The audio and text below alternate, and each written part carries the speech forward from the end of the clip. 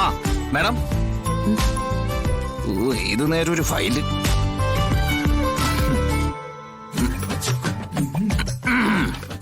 നമസ്കാരം. എന്തോ പദ്ധതികൾ കൽപ്പിച്ചുകൂട്ടി വന്നതുപോലെ ഉണ്ടല്ലോ. എന്താ പ്ലാൻ? പ്ലാൻ ഉണ്ട്. കുട്ടികളെ ഭയങ്കര ബഹളത്തിലാ ബീച്ച് പോണെന്ന് പറഞ്ഞിട്ട്. പിന്നെ കളക്ടർ മാഡവും വേണം. എനിക്ക് ഇവിടെ പിടിപ്പത് പണിയുണ്ട്. അതെ, ഞങ്ങൾക്കും പണിയൊക്കെ ഉള്ളതാണ് മാഡം. പക്ഷെ കുടുംബത്തിനാണ് ഒന്നാം സ്ഥാനം, അത് മറക്കരുത്. നമ്മൾ ആർക്ക് വേണ്ടിയിട്ടാ ജീവിക്കണേ? നമ്മുടെ പിള്ളേർക്ക് വേണ്ടിയിട്ടാണല്ലോ, അല്ലേ? പക്ഷേ ഞാനൊരു ഗവൺമെന്റ് സർവന്റാ. എനിക്ക് ഇവിടുത്തെ ഉത്തരവാദിത്തത്തിൽ നിന്നും പെട്ടെന്ന് അങ്ങനെ ഒഴിഞ്ഞു മാറാനൊന്നും പറ്റില്ല. ഓ, അപ്പൊ ഭർത്താവിനോടും കുട്ടികളോടും ഉത്തരവാദിത്തം വേണ്ടെന്നാണ് പറയണേ, അല്ലേ? ആ ഒന്നും അറിയണല്ലോ. ആ എവിടെയാ സ്ത്രീ? അനു മോളെ, അനു എവിടെയാ കാണിക്കുന്നത്? വിഷ്ണുട്ടാ, മോളെ ഒന്ന് വിട്ട് വേഗം വാ. വിഷ്ണുട്ടാ എവിടെയാന്ന്? മാഡം, വിഷ്ണുട്ടാ. വാ വാ വാ വാ വാ. ആ മോളിങ്ങട് വാ, പറയട്ടെ. ആ ചേട്ടനെ ഒരു കാര്യം പറയണ്ട്. അല്ല, എനിക്കൊരു കാര്യം പറയണ്ട്.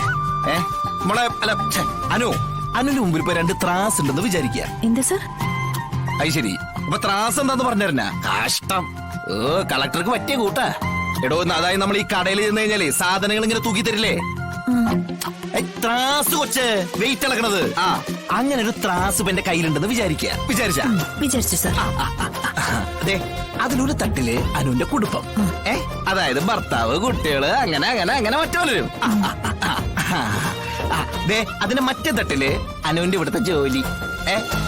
ഏതിനായിരിക്കും തൂക്കം കൂടുക? മക്കളൊന്ന് ആലോചിച്ച് നോക്കിയേ. ഏതിനായിരിക്കും അനു പ്രാധാന്യം കൽപ്പിക്കുക എന്നാണ് ചോദ്യം. ആലോചിച്ച് നോക്കൂ. കുടുംബത്തിനായിരിക്കും സർ. കുടുംബത്തിന് വേണ്ടിയാണല്ലോ നമ്മള്. ആണല്ലോ ആവണം. അതൊന്ന് ഈ മേഡത്തെ പറഞ്ഞ് ബോധ്യപ്പെടുത്തണം, മനസ്സിലായ? വിഷ്ണുടെ ഇപ്പൊ എന്താ വേണ്ടേ? വേണ്ട കാര്യം എന്താ ഞാൻ കുറച്ചു നേരത്തെ പറഞ്ഞല്ലോ. അതെ, ഇന്നും നാളെ ഒന്നും കളക്ടർ ഇവിടെ ഉണ്ടാവണമെന്ന് വാശി പിടിക്കല്ലോ കേട്ടോ മോളെ, മനസ്സിലായല്ലോ? ഇനിയുള്ള കുറച്ച് ദിവസങ്ങള് കളക്ടർ ഫാമിലിക്കായിട്ട് അങ്ങോട്ട് മാറ്റിവെക്കും കേട്ടാ. ഇനി കളക്ടറെ കണ്ടില്ല കേട്ടില്ല എന്നൊന്നും പറയാൻ നിൽക്കരുത്, മനസ്സിലായ? അപ്പൊ ഇനിയിപ്പോ വേറെ അത്യാവശ്യമൊന്നുമില്ലേ, കുട്ടി പൊക്കോളൂ, കടന്നു പൊക്കോളൂ.